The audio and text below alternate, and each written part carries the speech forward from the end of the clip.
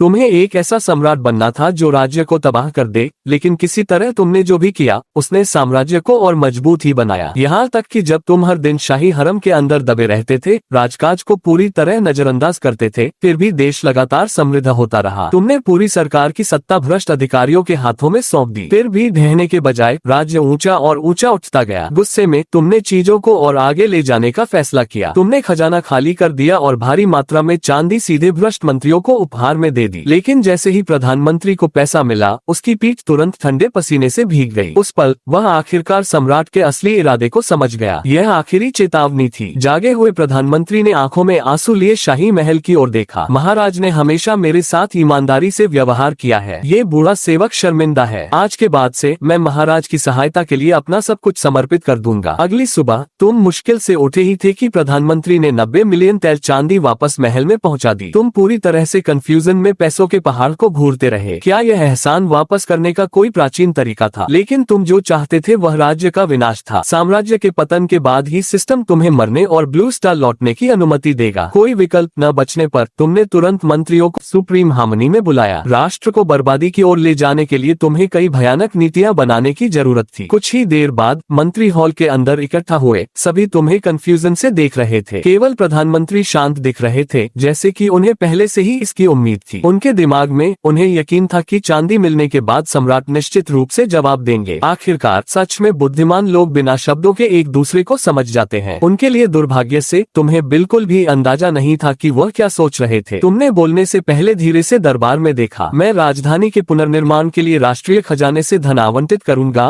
और इसके साथ ही हम आम लोगों के घरों का भी जीर्णोद्धार करेंगे। जैसे ही तुम्हारे शब्द गिरे, एक मंत्री तुरंत विरोध में आगे आया। महाराज, राजधानी का पुनर्निर्माण समझ में आता है, लेकिन आम नागरिकों के घरों की मरम्मत करने की कोई आवश्यकता नहीं है। तुमने बोलने वाले की ओर देखा। वह लोक निर्माण मंत्री था जिसे पूर्व सम्राट ने व्यक्तिगत रूप से प्रमोट किया था और दिवंगत सम्राट के अनुसार वह एक वफादार अधिकारी था। उसके लिए दुर्भाग्य से जिन लोगों से तुम सबसे ज्यादा नफरत करते थे वे वफादार अधिकारी ही थे। तुम्हारे चेहरे के भाव तुरंत काले पड़ गए। क्या तुम्हें लगता है कि मैं तुम्हारे साथ इस पर चर्चा कर रहा हूँ, या लोक निर्माण मंत्री के रूप में तुम्हारा अधिकार मुझसे बड़ा हो गया है? मंत्री का चेहरा तुरंत पीला पड़ गया। ये बूढ़ा सेवक कभी ऐसी हिम्मत नहीं करेगा, लेकिन तुमने वहाँ रुकने से इनकार कर दिया। आज से इसे इसके पद से हटा दो। मुझे ऐसे घमंडी अधिकारियों की कोई आवश्यकता नहीं है। पूरा दरबार तुरंत घबरा गया। महाराज, अपना क्रोध शांत करें। बर्खास्त मंत्री कागज की तरह पीला दिख रहा था। केवल प्रधानमंत्री शांति से आगे आए। महाराज, उनका पद निश्चित रूप से हटाया जा सकता है। हालांकि राजधानी के पुनर्निर्माण के लिए अभी भी किसी को सार्वजनिक कार्यों की देखरेख करने की आवश्यकता है। मैं महाराज से एक नया लोक निर्माण मंत्री नियुक्त करने का आग्रह करता हूँ। ये सुनते ही तुम्हारी आंखें चमक उठी। जैसा कि साम्राज्य के सबसे बड़े भ्रष्ट मंत्री से उम्मीद थी, वह शायद किसी अन्य भ्रष्ट अधिकारी को बढ़ावा देने की योजना बना रहा था। फिर वे निर्माण परियोजनाओं में पैसे मार सकते थे और राष्ट्र को और भी कमजोर कर सकते थे। बिल्कुल सही। तुमने धीरे धीरे हॉल को स्कैन किया, इससे पहले कि तुम्हारी नजर पीछे खड़े एक बुजुर्ग अधिकारी पर पड़ी। आज से तुम नए लोक निर्माण मंत्री बनोगे। बूढ़ा आदमी हु वैंगपे पूरी तरह से सुन्न हो गया। सालों पहले उसे पूर्व सम्राट द्वारा भ्रष्टाचार के आरोप में पद से हटा दिया गया था और ठीक इसीलिए तुमने उसे चुना। तुम्हें इसी तरह के अधिकारी की जरूरत थी। आसपास के सभी मंत्रियों ने अजीब नजरों का आदान प्रदान किया, यहाँ तक कि पूर्व मंत्री के भी ठंडे पसीने छूट गए। महाराज, यह नहीं हो सकता। हु वैंगपे दिवंगत सम्राट द्वारा बर्खास्त किया गया एक कलंकित भ्रष्ट अधिकारी है। इससे पहले कि वह आगे कुछ कह पाता, तुमने सिंहासन पर जोर से हाथ मारा। क्या तुम मुझ पर दबाव डालने के लिए पूर्व सम्राट का इस्तेमाल करने की कोशिश कर रहे हो? मैं अब ब्रेक टैंक का सम्राट हूँ। दरबार के अंदर केवल प्रधानमंत्री ने तुम्हें गहराई से देखा, क्योंकि हर किसी के विपरीत वह सच्चाई जानता था। हु वैंगपे वास्तव में कभी भ्रष्ट नहीं था। वह साम्राज्य की सबसे बड़ी प्रतिभाओं में से एक था। उसे केवल राजनीतिक दुश्मनों द्वारा फंसाया गया था और हटा दिया गया था, और जिस व्यक्ति ने उसे फंसाया था वह वर्तमान लोक निर्माण मंत्री था। प्रधानमंत्री ने हमेशा माना था कि बहुत कम लोग इस रहस्य को जानते हैं, फिर भी किसी तरह सम्राट, जो शायद ही कभी महल से बाहर निकलते थे, सब कुछ पूरी तरह से समझते थे। इस बीच हु वैंगपे ने तुम्हें साफ उत्साह के साथ देखा। महाराज, यदि इन परियोजनाओं को ठीक से पूरा करना है तो आवश्यक धन सामान्य से कम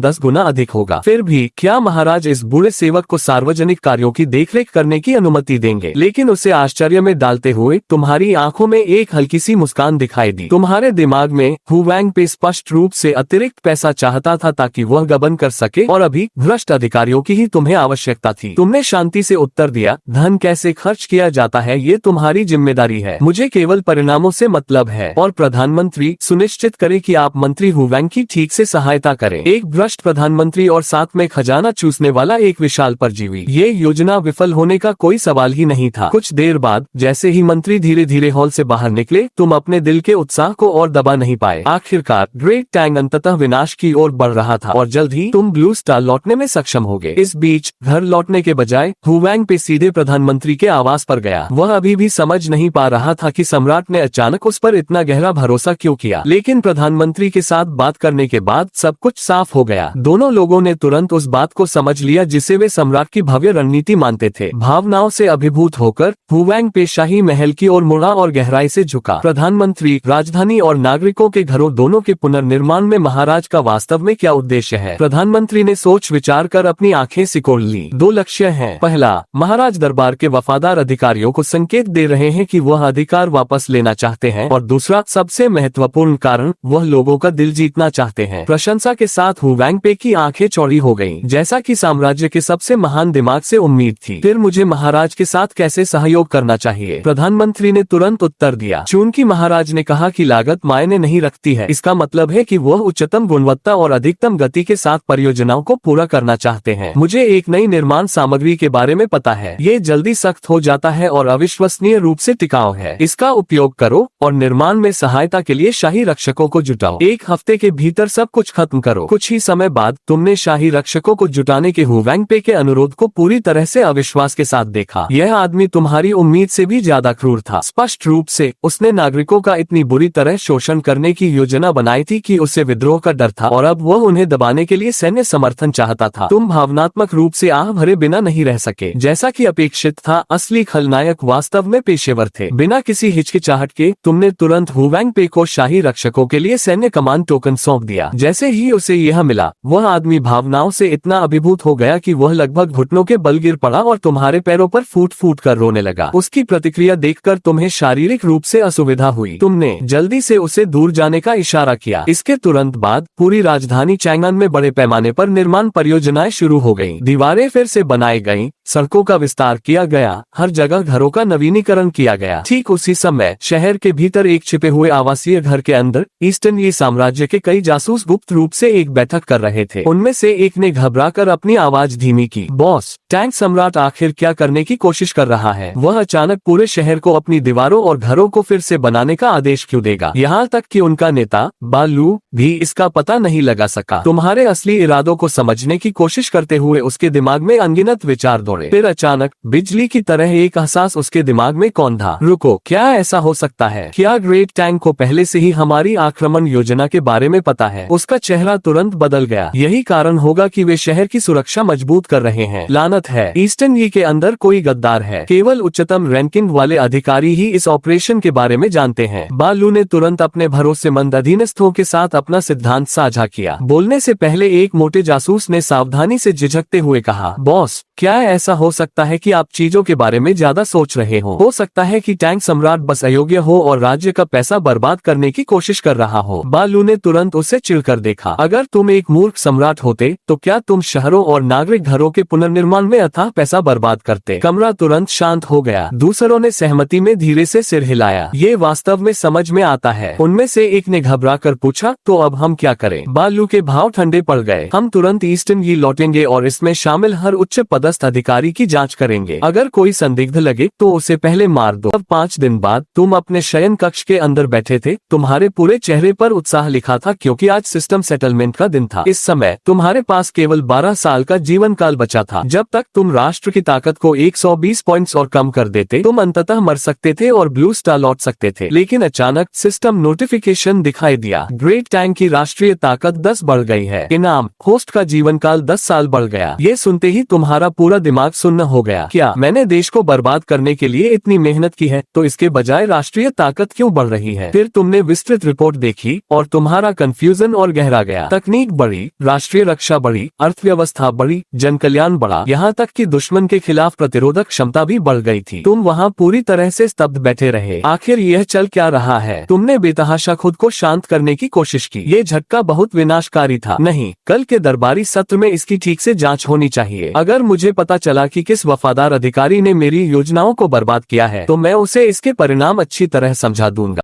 अगली सुबह राजदरबार के दौरान जैसे ही तुम मंत्रियों से राष्ट्रीय ताकत में हुई वृद्धि के बारे में सवाल करने की तैयारी कर रहे थे, तभी प्रधानमंत्री अचानक सबसे पहले आगे आए। महाराज, इस मंत्री को कुछ रिपोर्ट करना है। जैसे ही तुमने देखा कि वह वही है, तुम्हें थोड़ी राहत महसूस हुई। उम्मीद थी कि इस महाभ्रष्ट अधिकारी के पास आखिरकार राज्य को बर्बाद करने वाली कोई अच्छी खबर होगी, लेकिन अगले ही सेकंड प्रधानमंत्री ने गर्व से कहा, महाराज का पुनर्निर्माण प्रोजेक्ट पहले ही पूरा हो चुका है। पूरी राजधानी का नवीनीकरण हो गया है। फिर वह एक के बाद एक तुम्हारे फैसलों की तारीफ करने लगा। ये सुनते ही तुम पूरी तरह से सुन्न हो गए। आखिरकार तुम्हें समझ आ गया कि देश की ताकत फिर से क्यों बढ़ गई थी। इस बीच तुम्हारी स्तब्ध अभिव्यक्ति देखकर प्रधानमंत्री और हु वेंगपे ने एक दूसरे को हल्की सी मुस्कान दी। उनकी नजर में सम्राट स्पष्ट रूप से संतुष्टि से अभिभूत थे, लेकिन तभी कुछ ऐसा हुआ जिसकी बिल्कुल उम्मीद नहीं थी। तुमने अचानक सीधे हु वेंगपे की ओर घूरा। मंत्री हु वेंग, आपकी उम्र काफी हो चुकी है। आज से मैं आपको 10 एकड़ उपजाऊ जमीन देता हूँ। घर लौट जाए और शांति से अपना रिटायरमेंट एंजॉय कीजिए। जैसे ही हु वेंगपे ने ये सुना, उसका पूरा चेहरा बदल गया। वह अभी केवल 40 के दशक में था। यह उसके करियर का चरम समय था। हताशा में उसने मदद के लिए प्रधानमंत्री की ओर देखा, लेकिन प्रधानमंत्री ने उसे बस एक हल्का सा इशारा नोट कर दिया। तुरंत हु वेंगपे समझ गया। बिना किसी हिचकिचाहट के वो घुटनों के बल बैठ गया। यह मंत्री महाराज के आदेश को स्वीकार करता है। ये देखकर तुमने आखिरकार थोड़ी राहत की सांस ली। कम से कम एक काम का अधिकारी तो रास्ते से हट गया था। फिर तुमने शांति से अपनी बात जारी रखी। मेरा ये भी इरादा है कि सैनिकों को जुटाया जाए और ग्रेट टैंक की सैन्य ताकत का विदेशों में प्रदर्शन किया जाए। मेरे मंत्रियों का क्या सोचना है? अपनी पिछली विफलता के बाद तुम्हें आखिरकार कुछ समझ आ गया था। अगर तुम सच में राष्ट्र को जल्दी नष्ट करना चाहते थे तो तुम्हें और अधिक चरम तरीकों की आवश्यकता थी, और युद्ध स्पष्ट रूप से राष्ट्रीय ताकत को खत्म करने का सबसे तेज तरीका था। जैसे ही तुम्हारे शब्द गिरे, पूरे दरबार में कोहराम मच गया। महाराज, बिल्कुल नहीं। ग्रेट टैंक की वर्तमान ताकत के साथ हम कोई बड़ा युद्ध नहीं झेल सकते। लेकिन उन आपत्तियों को सुनकर तुम पहले से कहीं ज्यादा खुश महसूस कर रहे थे। अगर सभी वफादार अधिकारियों का मानना था कि यह असंभव है, तो इसका निश्चित रूप से मतलब था कि यह योजना काम करेगी। उसी पल प्रधानमंत्री फिर आगे आए। यह मंत्री महाराज से एक सवाल पूछने की हिम्मत करता है। महाराज, किस देश पर हमला करने का इरादा रखते हैं और किस औचित्य के तहत? तुमने थोड़ा भौहें सिकोड़ी। सच कहूँ तो तुमने इतना आगे का नहीं सोचा था, इसलिए तुमने यूं ही एक नाम चुन लिया। हम ईस्टर्न ई के खिलाफ युद्ध छेड़ेंगे। जहाँ तक कारण का सवाल था, तुमने गंभीरता से आगे बढ़ने से पहले कुछ पल सोचा। मुझे याद है कि पिछले साल जब ईस्टर्न ई का दूत महल में आया था, उसने हॉल में पहले अपना बायां पैर रखा था और ग्रेट टैंक ने हमेशा बाएं से ऊपर दाएं का सम्मान किया है। इस तरह का व्यवहार बेहद अपमानजनक था। तुम्हारे बोलते ही